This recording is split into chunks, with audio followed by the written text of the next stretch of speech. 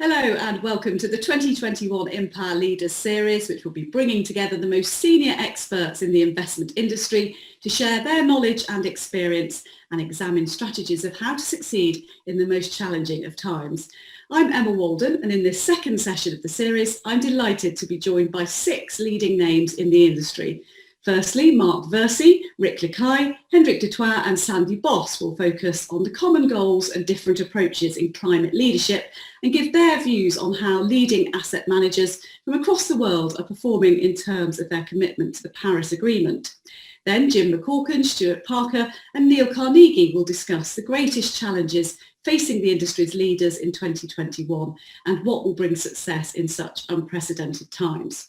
So lots to come, and on your screens are a number of different modules to support these sessions. Here you can find the resource module, which has links to relevant articles and white papers covering the topics being discussed today. There's also an Ask a Question module. We won't be answering those questions live today as there's lots to cover, but do submit your questions throughout the sessions as we'll be collating these and pushing them to today's guests to answer. You'll then be sent an email which will allow you to access all those expert responses in the follow-up to sessions. Finally, there's a feedback survey which will appear at the end of the session. Please do have your say on what you thought of the topics discussed and what you'd like to see covered in future Empower Leaders events. Now though, without further delay, let's begin with our expert climate leadership panel.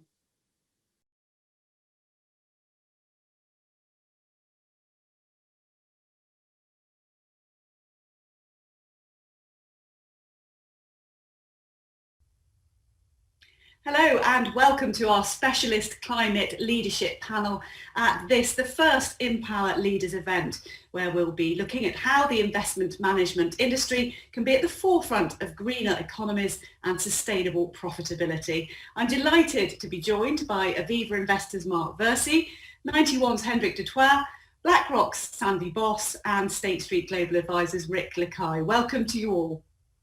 Thank you. Mark, if I could perhaps turn to you first. Let's start with the most obvious question perhaps, and that's why should investment managers be taking action on climate change, and how crucial can this industry's role be now? Yeah, thanks, Emma. I mean, many reasons why.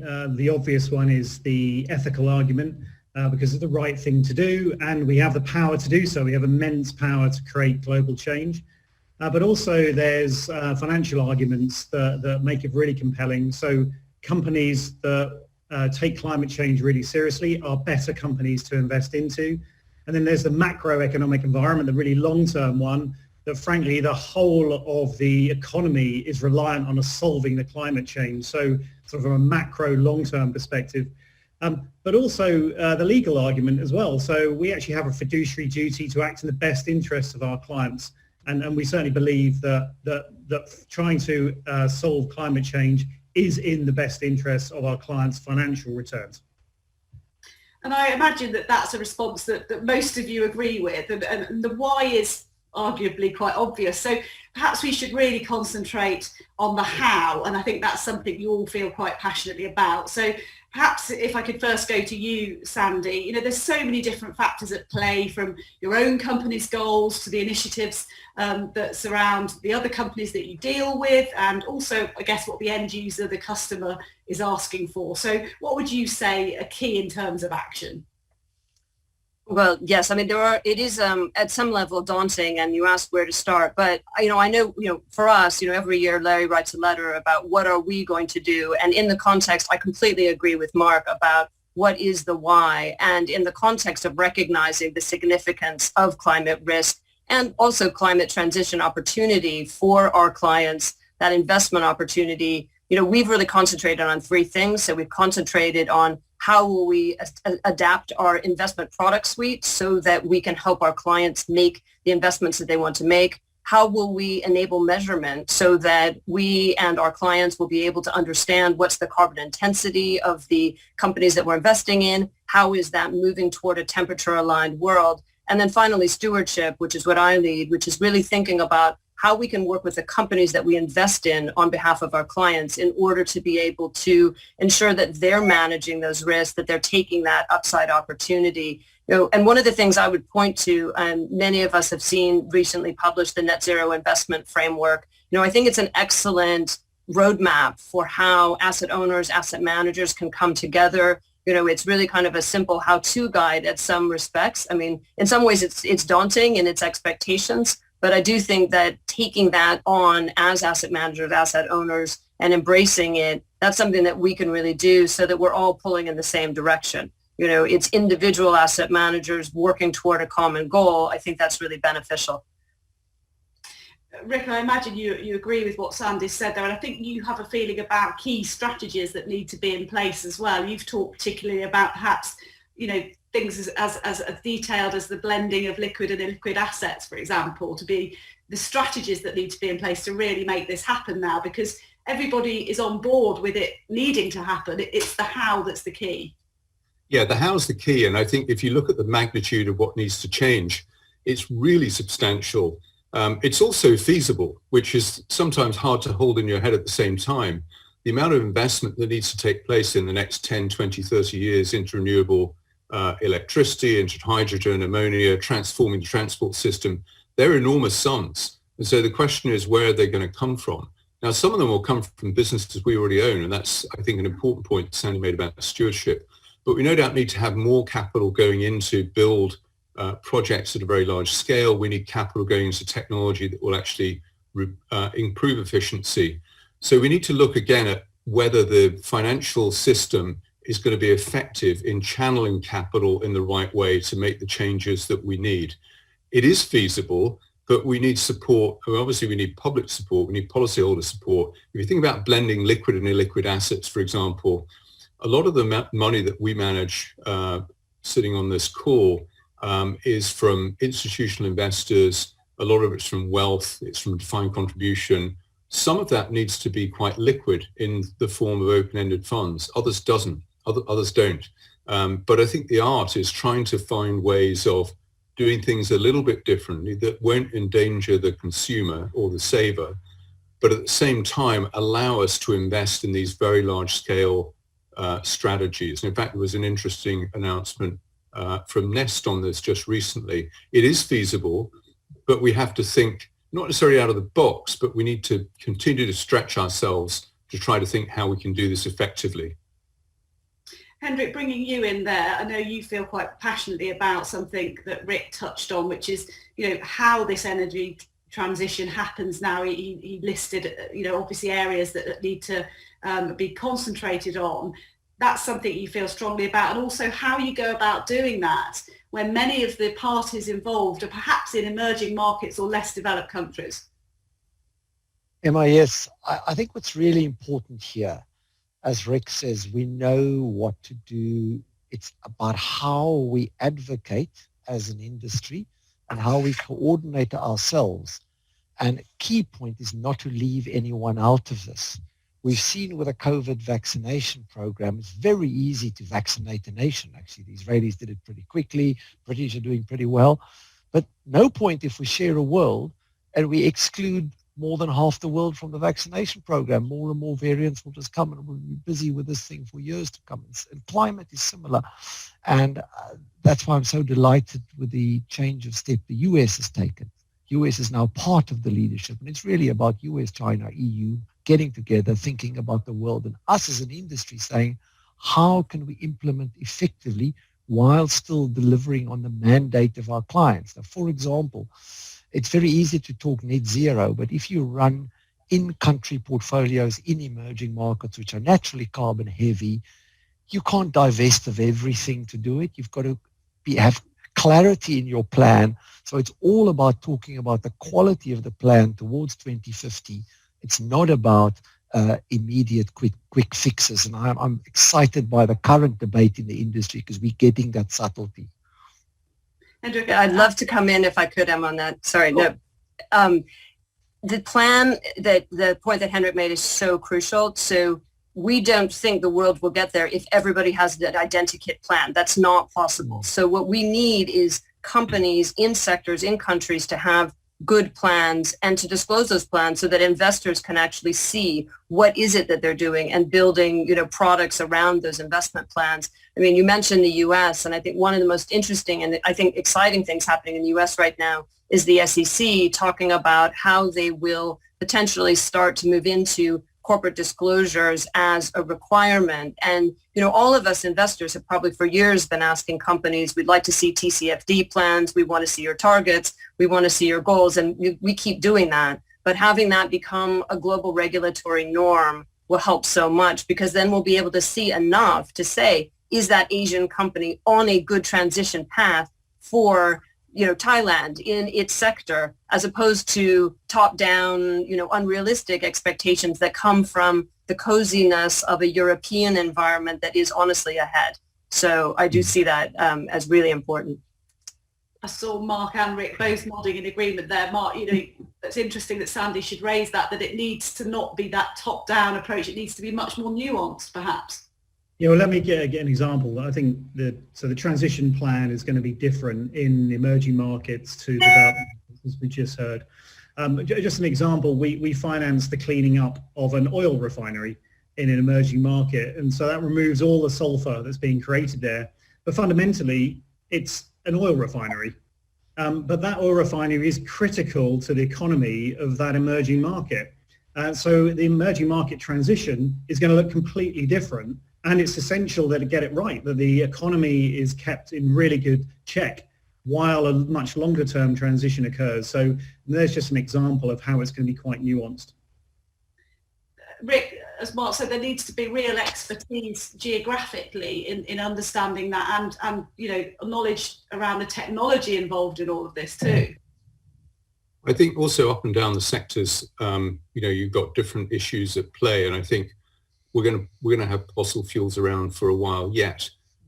We don't yet have the technology to eliminate them completely. We've got the technology to do it at a high price, and that's where supply chain comes in. Because if you think about the action taken by Maersk, it's very interesting that they made an announcement a couple of weeks ago that from now on, all of the vessels they commissioned would be designed to run on carbon neutral fuel. And one of the reasons they did this is their top 200 customers half of the top 200 customers already had a pledge that their own supply chain would be carbon neutral. So I think you're beginning to see these interactions between pledges that are made that are way out to 2050, brought back to much closer dates, 2025, 2030, what action is going to be taking place. And I think there are important groups like Climate Action 100 Plus with their benchmarking that really lay out. And although I think it is good that we might take a different approach, sometimes you've got to come to a consensus on what should be happening industry by industry. And I think particularly when you get supply chains that map and make commitments across the supply chain can be very, very powerful, because otherwise, for example, in the cement sector, why would you volunteer to make cement that's double the price of normal cement? But if the end user regards it as it's not a minor change in price, but in the end, I think you need to kind of sign up to the idea that there will be some changes, and sometimes they will be costly, but they're not impossible to accommodate within a broader supply chain. So I think that's what we've got to keep in mind when we're thinking about this from a portfolio and an economy-wide viewpoint. Hendrik. Emma, sorry to just interrupt you there, but I think there's a cost and an opportunity. And we need to, particularly as investment managers with analytical firepower, we need to constantly highlight both the opportunity and the cost and be realistic, because in the end, if this is not sold to ordinary people, i.e. the savers we represent, we won't achieve this. And I think Rick's point is really powerful there in terms of looking at industry level rather than putting all companies, as Sandy said, through a kind of simple kit approach or a simple one-dimensional lens. From what you've said there, Hendrik, it sounds like you're talking about this being, okay, there's not a one-size-fits-all solution, but it does need to be a bit of a collaborative approach because, as Rick said, this is going to be very expensive. And, the bottom line is what will be affected. And that's got to be understood throughout the industry in a way. Yeah, expensive in the short term, very cheap in the long term. So one of the things we are trying to do as active managers is also focus really hard on pricing climate risk appropriately. Today, we haven't got enough data. Yes, there's a lot of data around, a lot of supply, but you can't do a simple press a button, go to a Bloomberg screen, get an answer. You actually have to think about this. And that thinking process and the judgment applied in that process by company boards, by investors, will collectively generate the right result. Because what I'm very worried about is that all companies try to go green at huge expense without thinking. That's where we would go if we have a too simplified and an approach which isn't adequately nuanced. And I think our job is to explain this, particularly to policymakers and politicians who ultimately have to sell simple ideas to their electorates. Mark, bringing you in on that, you looked like you wanted to come in. I just thought the electorate is a really good point here, because ultimately the people who are voting for the governments need to think it's fair, because if they don't, then they are going to stop the progress, or at least the speed of progress. So you've got to have it fair for different households, for different communities, and ultimately it's going to be a fairness between generations, which is really tough from the political side of things to look at. So that's why we've got to sell it really carefully to the people in all the countries, and that's why transition plans are going to look so different in each country. And presumably there needs to be really good measures. You brought in that, Hendrik, you mentioned there's loads of data out there.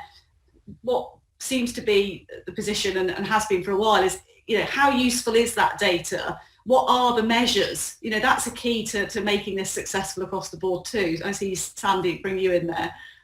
Yeah, absolutely. So the good news is I think we're getting there. So it is increasingly possible to find decent scope 1, scope 2, increasingly scope 3 emissions data. Companies are putting forward transition pathways. There are analytic methodologies that are, becoming possible. But it will take time before we can actually assess in a really systematic way any company as to whether this transition pathway is indeed at what should be expected, above or below. But we're actually committed to being able to do transition pathway analytics, to being able to do temperature alignment, temperature aligned products. And I think most of us probably recognize on this call that if we're able to create investment opportunities that will allow our clients to put their dollars, their pounds, their euros toward the transition, that will be incredibly important. Because, I agree with Hendrik's point, which is there is a tremendous amount of investment that needs to happen. It does need to come in, the real economy companies that we're all invested in today, as well as the new and exciting new companies. And so with that data, that becomes quite possible. And, I think even something as somewhat simple as SFDR, we've all just implemented it, a mechanism that then pushes us as an industry to be categorizing our investment offering in terms of whether it is, Article 6, not transition oriented, Article 8, Article 9, different levels of ESG advancing strategies. That pushes clients and that pushes us to get the data better and to actually then be able to make the offerings that will help companies and ourselves invest toward that transition. There's got to be true transparency there, and that's perhaps in terms of the public perception, not something that's always, been forefront in the investment industry, perhaps. Emma, may I just jump in behind Sandy here? And really, I'm very thankful that BlackRock and Sandy and them are there creating all these wonderful tools. They really help all of us. But it's important that we as an industry don't start outbidding ourselves in virtue signaling to the public and kind of telling the public they can only invest in green stuff. There's real stuff that will pay pensions, which will generate cash flows until the world is effectively transitioned. And so what we try to do at 91 is distinguish between exactly along SFDR lines what is true impact, true sustainable offering, and where you have a mainstream offering which does make sense to be held, because we know the mainstream would have fully transitioned by 2050 or 2060 if the governments and society rose in behind this. But if we all start doing virtue signaling too quickly and we ignore a big part of the economy, we're going to set ourselves up to fail. And do you also think that the end investor is a bit suspicious of that virtue signalling, the sort of the greenwashing as it was known? This has to be very much a sort of deep strategy rather than just something that's going to please them for now. I'll bring Rick wanted to come in there. Well, yeah, I didn't want to comment on greenwashing, although it could be a pretty serious problem. But I think as soon as you try and pin down what greenwashing is, something pops up that looks like greenwashing, but actually is quite constructive in terms of how it might get us from A to B, particularly in the engagement space. But I wanted to talk a little bit about data, because it's getting better. As we get more disclosure, I think it will get better still. But data won't solve all problems. So I think it's really important we do the kind of climate scenario analytics forward looking. But let me give you an example of a problem. We need to invest in renewables and hydrogen, $1 trillion a year. The numbers are pretty staggering. Those projects, those investments will have a 20, 30-year life. Maybe the first 10 years is secure. But if I can produce green hydrogen at, let's say, 6.5, I'm making the numbers up. I'm also investing in venture capital or lower the cost of producing hydrogen.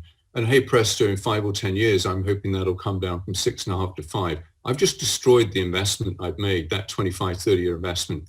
So I think we have to acknowledge there's a lot of uncertainty about the future, particularly as it relates to the transition and the technology that's required. It's a good news story from a consumer perspective and from the perspective of getting to the transition.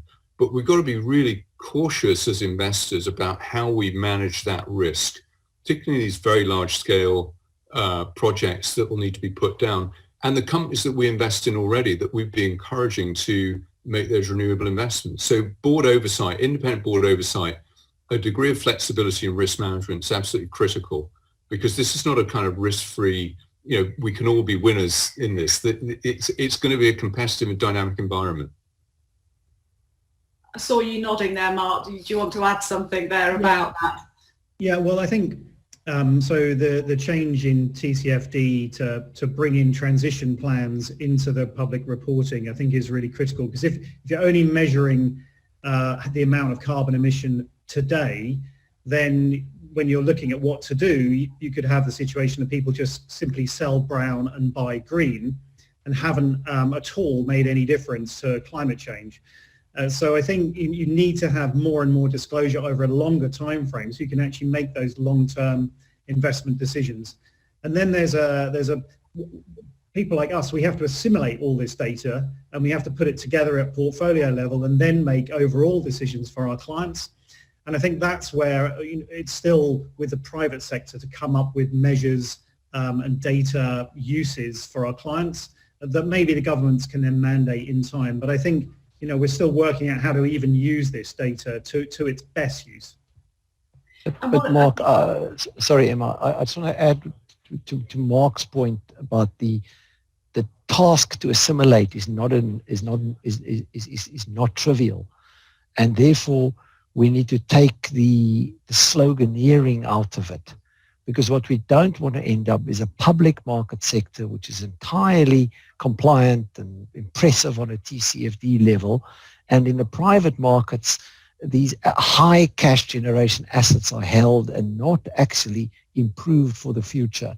And there's a huge risk here that our clients, the pensioners, are underwriting a transition year at a high risk, as Rick said, and cash flows are being held by people who don't care anything about the climate battle we have, because they will not be around in 2050, or they would have sold the asset by then or consumed it. So really take emotion out of this and look at the whole and the entire portfolio. And that's really key, also at a country level.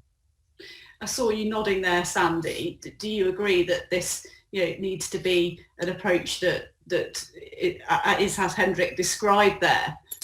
I think this is a really important thing, and it's one of the reasons that we as investors need to be thinking about everything we invest in. So not just our equities, but our fixed income. When we are doing debt financing, that's a 3-year short leash, for companies. It really matters. And by the way, private equity companies do need debt financing. I think the other thing that's really important, increasingly, I think as asset managers, we're crossing paths with banks, and many of them are in fact the key to this because they are the financiers. The bank lending to that private economy is incredibly important. I mean, what I'm hearing from, the regulatory environment is that the model that we started at the central bank in the UK, when I was at the Bank of England around climate stress testing for banks, that is, it already exists in Europe. It's getting rolled out in a lot of places. The US is looking for it. And I think that will help create a bit of a pincer movement so we don't get,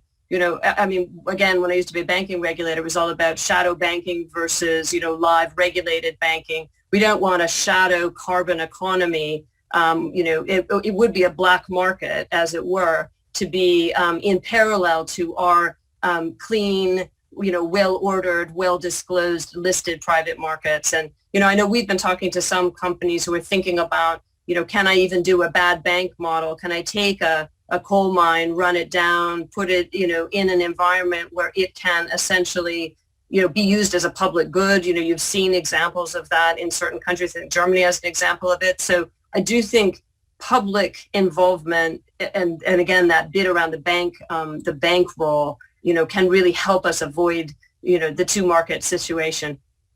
And do you think in that element that regulators and policymakers need to be involved as well, so that the end user, the investor, can see what's happening and feel, there's a trust there in that system? I think it's really important that the solving the climate challenge not be strictly a private sector responsibility. And so obviously the public sector needs to make investments that we can't make. There are early investments or, frankly, infrastructure changes that will be public only that need to be done. But I also think in the policy area, they do have the opportunity to, through use of whether it's carbon taxes or whether it's just transparency for any operating company. Those are things that regulators do have in their fief. And so that's not our job to do. We're just investing money and trying to do it in an intelligent way for long-term savers. But I do think that that public sector role could really help. So with all of what we've discussed in mind, Mark, what would you say are the key barriers that still remain to this industry being at the forefront of this change? Well, I think genuinely the biggest obstacle has now been removed in the US with Biden taking over. So the G7, the G20 can now be real springboards to make change. I think data is one of the obstacles, but look, we're all running 100 miles an hour to solve that. And I think we will solve the data point. At the moment, it's going to be really hard to have comparable data between us all for a little while, but we will definitely get there in the end.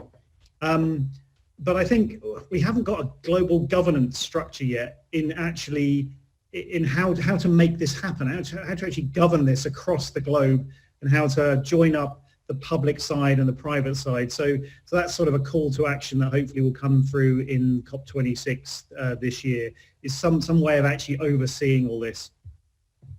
You mentioned a call to action there. Just using our last few minutes of our panel now that we've got left, I'd like to come to each of you really and ask you, what is your call to action? What do you think you'd like to see? If there was one thing in the next 12 months, what would it be? If I could come to you first, Rick.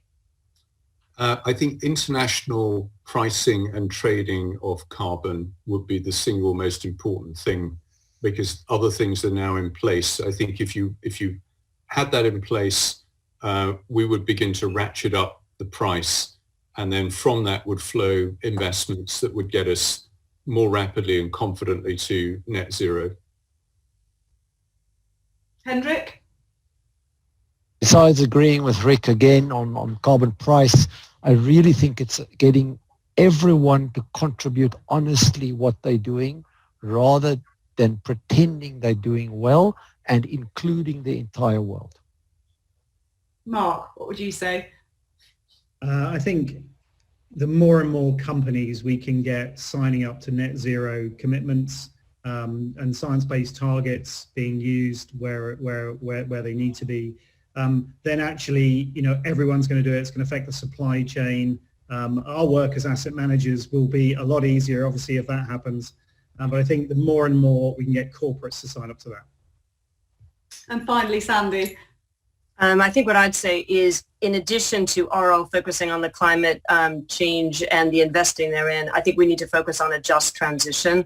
And so we need to be working with companies on how they are taking responsibility for stakeholders. But I also think, to Mark's point earlier, for carbon transition to happen effectively, that we need to be careful about the electorate, the people who vote, not being left behind. And I think that will take public-private partnership and probably a heavy lean and a heavy lift from, governments to be able to ensure that this, can really happen, because it's very long-term and it will be difficult. And we can't tell the person who's losing their job in an industry that's being transitioned away from, well, other people who have engineering degrees are getting great jobs in another industry, so that means you're fine because on average it nets out. It just doesn't work that way. And if I'm losing my job, I need to know what's going to happen to me. And that's really, really important. Thank you so much. Well, unfortunately, that's all we have time for in this panel, but I'm sure there'll be so much more on all of these topics. So we look forward to hearing from all of you in the future. I'd just like to thank you all, Sandy, Mark, Rick, Hendrik. Thank you so much for joining us. And hopefully there'll be lots of questions that come in after this panel. Thanks so much. Thank you, Emma. Thank you for having us. Bye-bye. Thank you.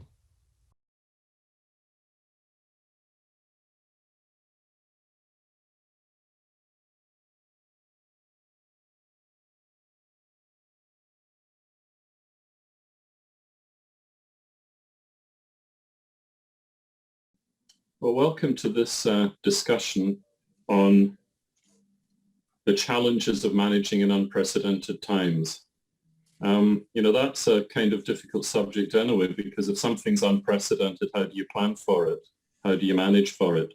And I think that rolls me back to the question of corporate culture and how do you set up a corporate organization and culture in a way that it will be resilient and succeed through unprecedented times.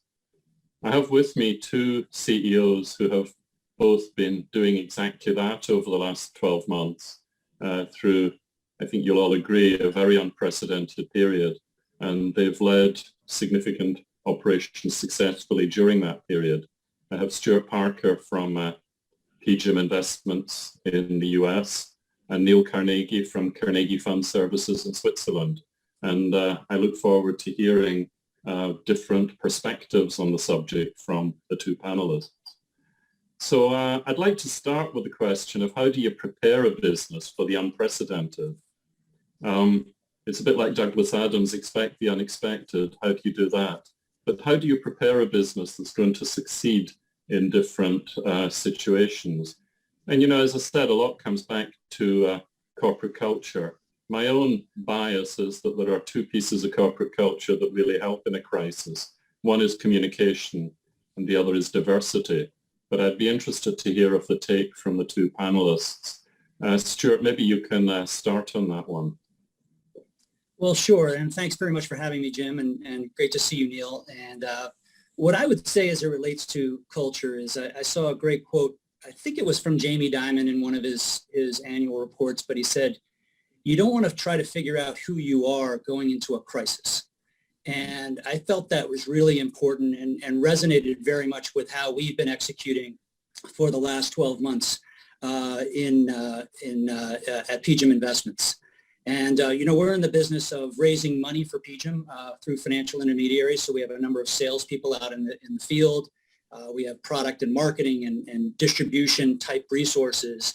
And it's really important for us to stay relentlessly focused on our clients. And that's the culture that we have tried to instill in our people for the last 5, 7, even 10 years. And so when the crisis hit, we, in many ways, it was very similar to what we've done already. We were just doing it from a work from home environment, but it was constantly making sure that our employees were focused on what was in the best interest of our clients. And during a time of massive uncertainty, And that's what really was our North Star in terms of how we managed through. Now, the truth of the matter is there's also the human element that our own employees were going through. And I'm sure we'll get into this a little bit later, but our mantra was really around making sure that our clients knew, our employees knew that we were only going to work in ways that were in the best interest of their health and their family's health. And that we needed to, as we executed, we needed to be compassionate, we needed to be empathetic, and we needed to be flexible in terms of how each of us were working with one another. As I like to say, you never know what's on the other side of the Zoom call when somebody is doing a Zoom call with you, the challenges they face behind them in that door that happens to be closed. There could be challenges with their children, with their parents, with all sorts of things that you know nothing about. So flexibility, empathy, and compassion were really the words of the day that have guided us for the better part of the last 12 months, and will continue to as we go through this crisis. Stuart, I think you've emphasized something I feel is so vital in communication, which is communication isn't just about telling people stuff, it's about listening to them, and it's understanding where they're coming from. Neil, what would your take be on the cultural attributes for being resilient in change? I go back a little bit further. I agree with Stuart's comments, but I just put a little bit more time perspective into it. Our business has been built up over the past 20 years by hiring and expanding teams of people to satisfy client demands and client requirements within the Swiss marketplace.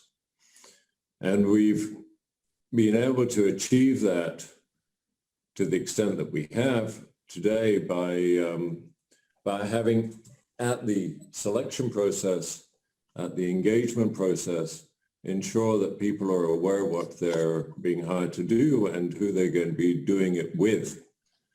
And we've done different things on the selection processes. We've opened up the selection processes, we've reduced it.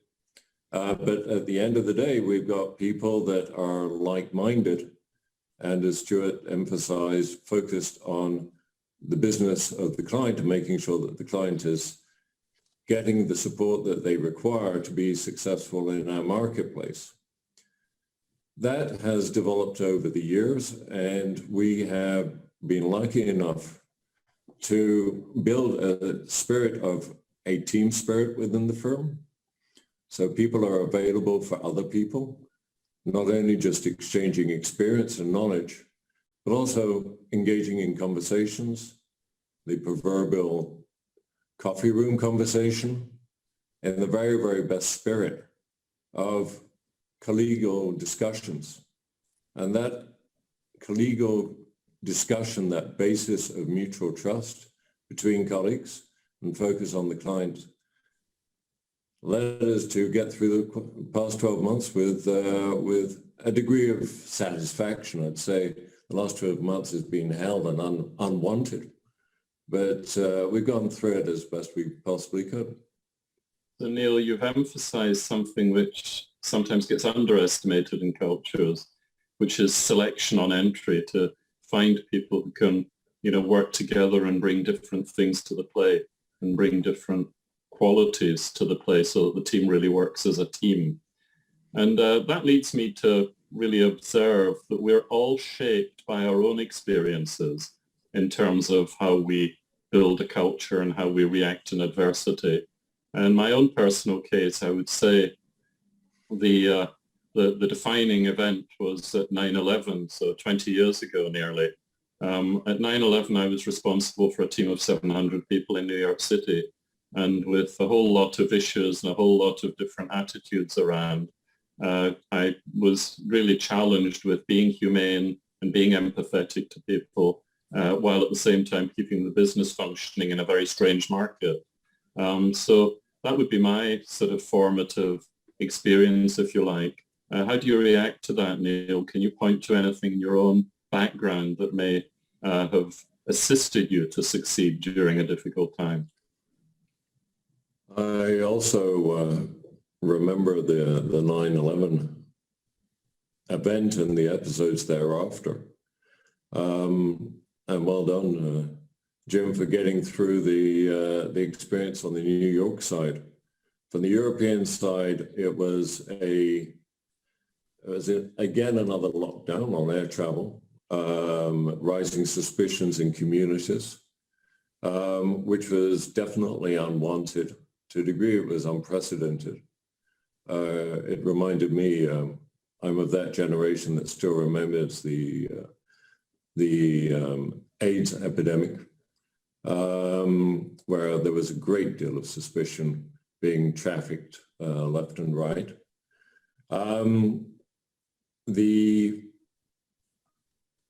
I think it's accumulation of experiences, as you mentioned, Jim. The accumulation of experience is good experience and bad experience. It's not all bad. It's the best part of it is how people react in a positive manner in adverse circumstances. And that was perhaps in different episodes. I won't give you a list, but you can imagine over the years, perhaps I will give you another one. It was 2008, 2009, a complete meltdown of the financial markets, where everyone was grappling to try and understand what was going on. The ability to face the challenge and overcome, if you care, the psychological pressure that's going on in everyone's mind and collectively during those periods. And, it's no secret John and I come from the same culture, we're both Scots.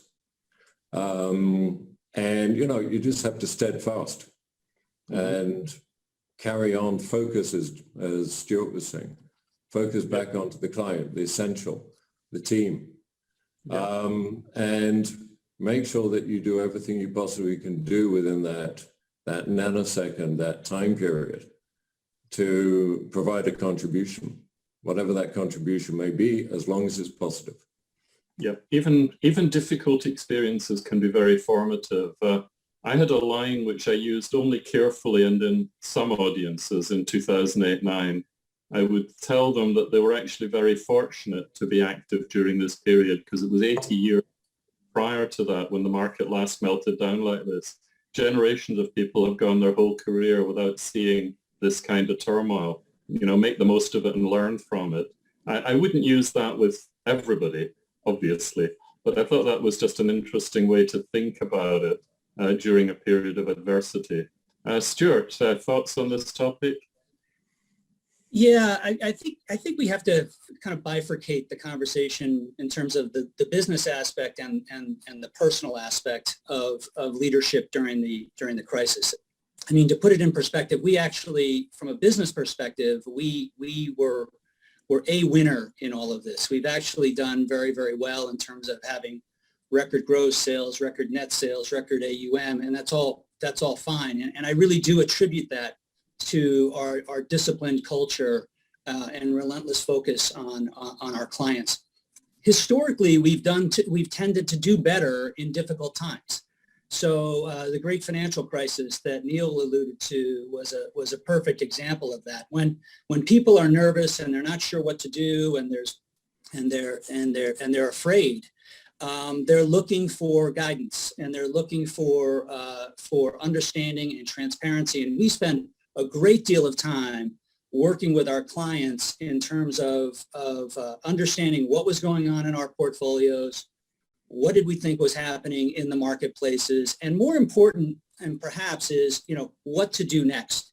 And if you remember, our clients are financial intermediaries, and they were looking for guidance from us in terms of how they should be communicating with their clients, with the ultimate investors, because as you recall, during the pandemic, but also during the great financial crisis, there was massive money in motion, massive fear.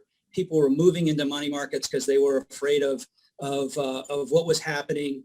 And having that guidance and being a sort of a light in the storm, we feel is really, really important. And that's why we tend to do better in times of uncertainty.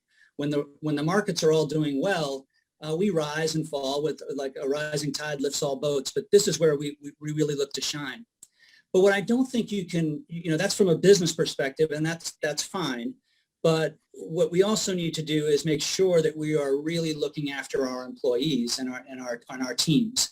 And I do think that keeping employees focused actually was helpful in their own navigation of the pandemic. But also we needed to be sure that we were also making sure that they felt that we had their best interests at heart. And so we made it very clear from the beginning that we weren't going to be sending anyone back to the office until we were 100% sure that their health and safety of themselves and their families was intact. In the U.S., at least right now, we've already declared that we're not going to go back to the office until September of 2021 at the earliest. It differs in various parts of Europe. But that's really important to our employees to know that we were thinking of them first. That human element is critical. And you mentioned, Jim, the importance of communication, and we couldn't agree more with that. And the beauty of technology is we could be more communicative through these types of calls than even we were when we were in a physical environment. And so as an example, we wanted to make sure we were communicating and we're transparent and always asking as best we could, giving our employees the information that they needed to be able to run their lives candidly. And I'll give you, we like Neil, we did a number of different, we sort of tested and learned in terms of coffee Zooms and those types of things. But the one thing that was really interesting that we found was the most effective is we would do firm-wide town halls. Now, I would typically do this maybe once or twice a year. I was doing them every 2 to 3 weeks. Yep. And everybody was on the call. Everybody got to hear about what was their latest questions. We used them as educational seminars. And I was getting 50, 60% more attendance on those calls than we were even when we would do a physical town hall, 2 and 3 years ago. So that's one of the things where our employees have said, even after the pandemic, please keep that up because that level of communication and transparency was really valued. Yeah, no, I think that's well said. And the intensity of communication, it's really not possible to do too much. You have to, I think, be very accessible as a leader in order to get the best out of people and keep them happy and aligned. And on that topic, of course, at the same time as the pandemic, we've seen extreme racial tensions starting in the US and spreading around the world. The racial tensions in the US, I think, are the only equivalent in modern history has been in the early to mid-1960s, around the time of the Civil Rights Act and the Voting Rights Act. I feel we're in a position of racial readjustment, which is rather like the mid-60s. Is this going to be an opportunity for us to improve the diversity of teams? It's been very difficult for a lot of reasons for the investment industry. It's not the most diverse industry in the world or in the United States. And I think on my thesis, it will benefit from greater diversity. So is this a time when initiatives on diversity and inclusion can be particularly helpful? Stuart, maybe you have the first go on that one. Yeah, sure. I certainly hope so. I mean, diversity and inclusion has always been important to PGIM, and it is something that we have had front and center for many, many years. And like all of us, I think we were probably improving, but not where we wanted to be.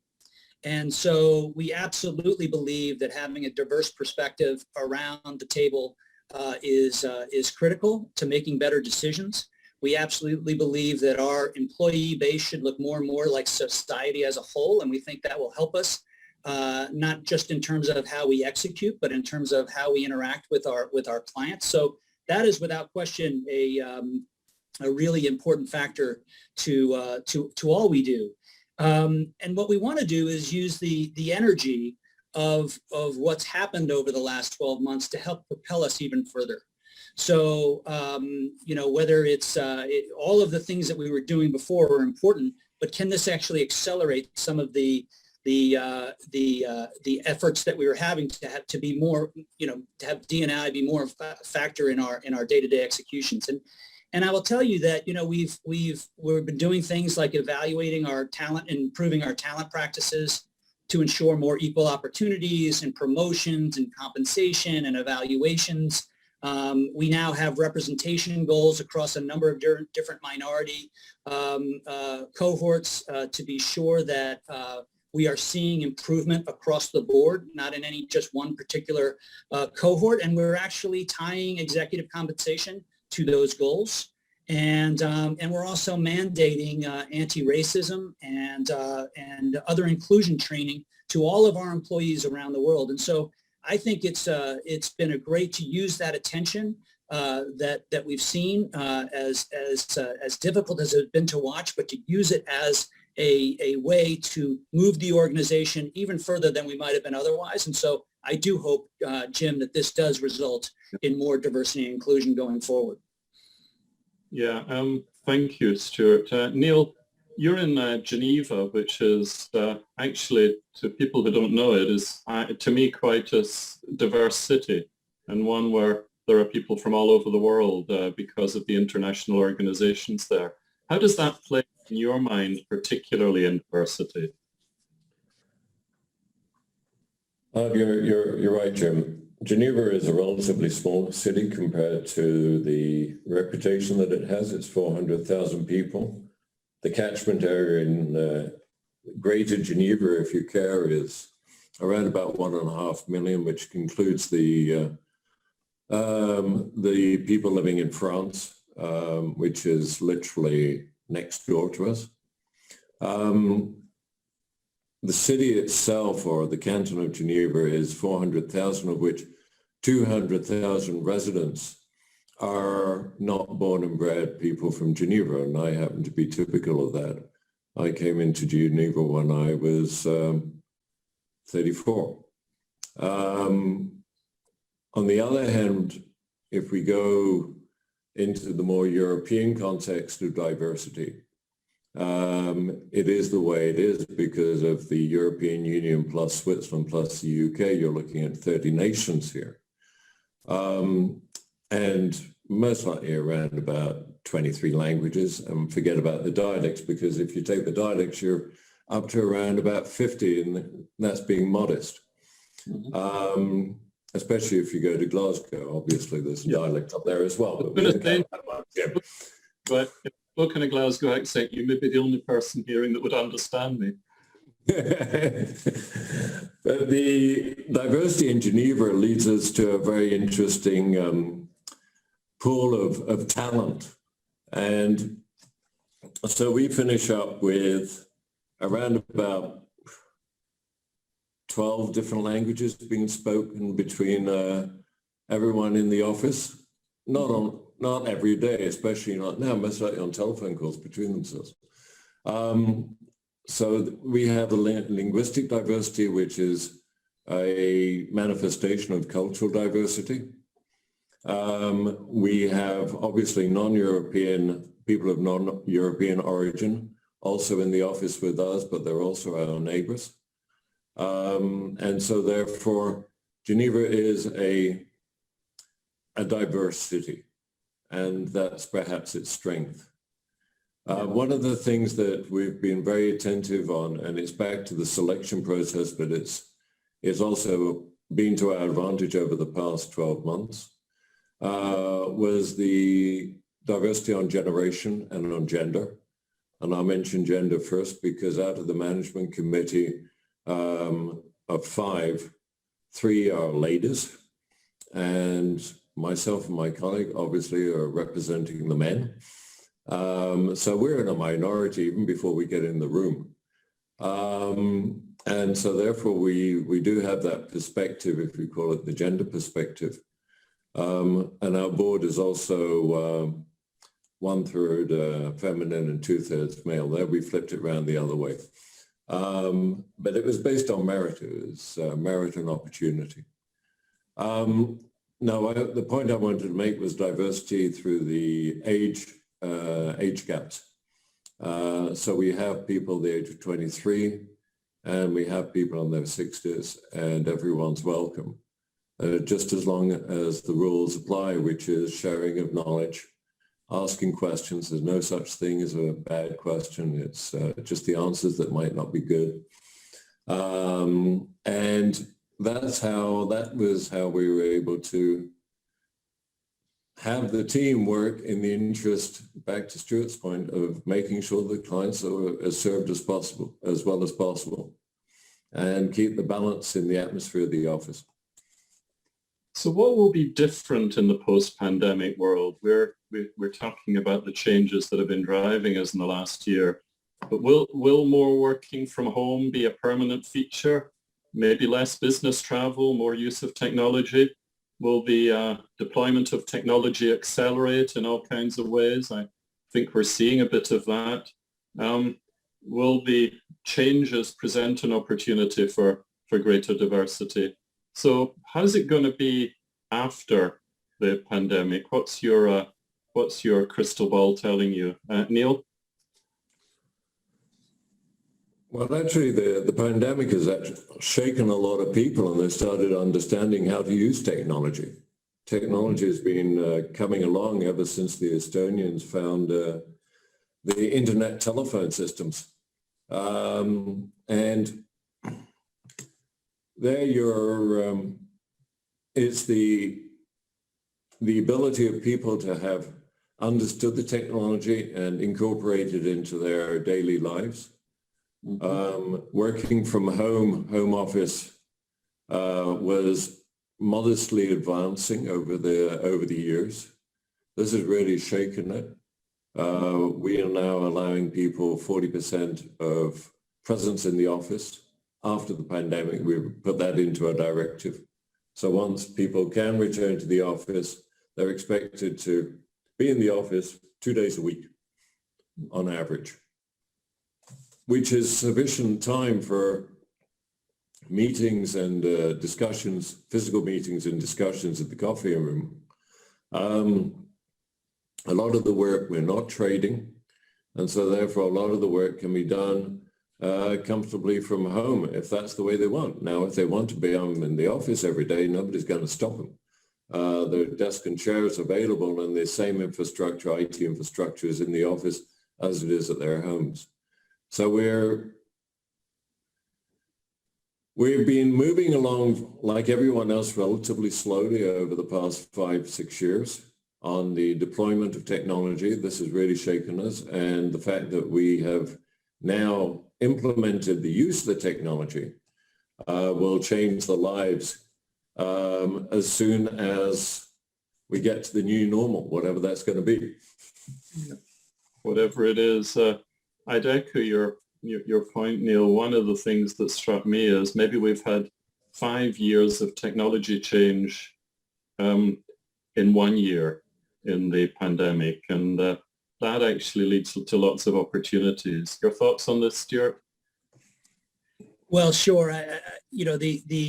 If you'd asked me to predict this, over a year ago, whether we could be 100% productive, being 100% work from home with the technology that we have, I never would have believed it. In fact, when we sent people home back in March of last year, we said, we'll try it out for a week and we'll see how it goes. And here we are a year later, and I still have another 7 or 8 months to go, at least in the U.S. So, our belief is that as well as it's been working, our employees are ready to come back and see each other. And so it's going to be some measure of balance that is going to be necessary here. And we've chosen not to make any sort of long-term decisions in our view while we're in the middle of the storm, if you will. But what I would say is the following. One, we don't think that one size fits all. We have different affiliates. We have different functions within those affiliates. We have different ways that they want to work with one another. And that's going to be the driving force between what balance of work from home and what balance of coming into the office that we'll ultimately achieve. And we have a ways to go before we have to make those decisions. One of our big questions is what are clients going to want to do? You know, you asked me about travel, and I'll say if our clients don't want to see us and would rather do, you know, virtual calls, then that's the way we'll interact with them. And if they want us to be on the road with them and to do meetings in person, then we'll do that as well. I think another question will be what do employees want? And particularly as we're all in a hunt for talent, you know, there's a lot of talk about our younger employees may want to have more flexibility. And we have in fact had during this time, we've had employees that say, unless you can guarantee me more work from home flexibility, I may not join you.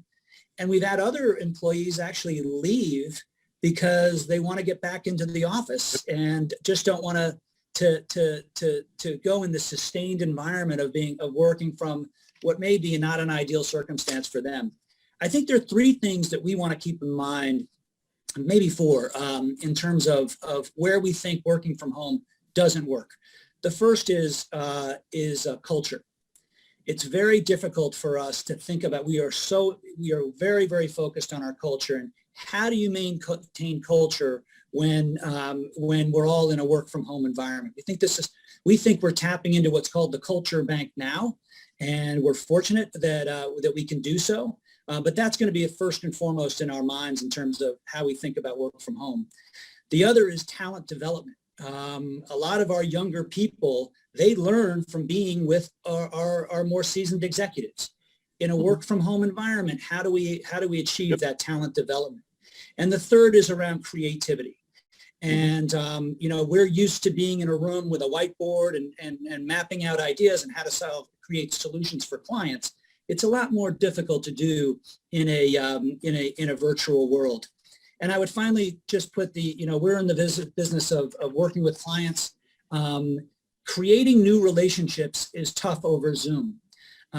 We're very, very benefit that Neil, Jim, you and I, we all know each other over the years that we've been able to interact together. But if it's a new relationship, I find it's very hard to establish a new relationship over Zoom. So all of this is going to be, if you ask my prediction, it's not going to be that we're going to be 100% working from home, and it's not going to be that we're going to go 100% back to the office. It's going to be some balance to serve our customers.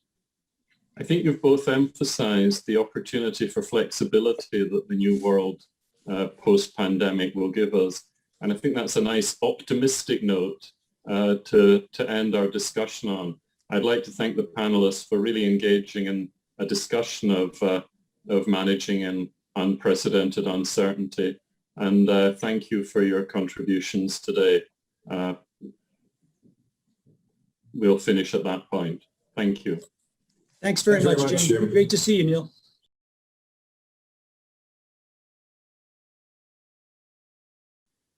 Well, that's all we have time for in our first Empower Leaders headline bulletin event. I'd like to say a huge thank you to Mark Versey, Rick Lacaille, Hendrik du Toit, Sandy Boss, Jim McCaughan, Stuart Parker and Neil Carnegie for offering their expert insights.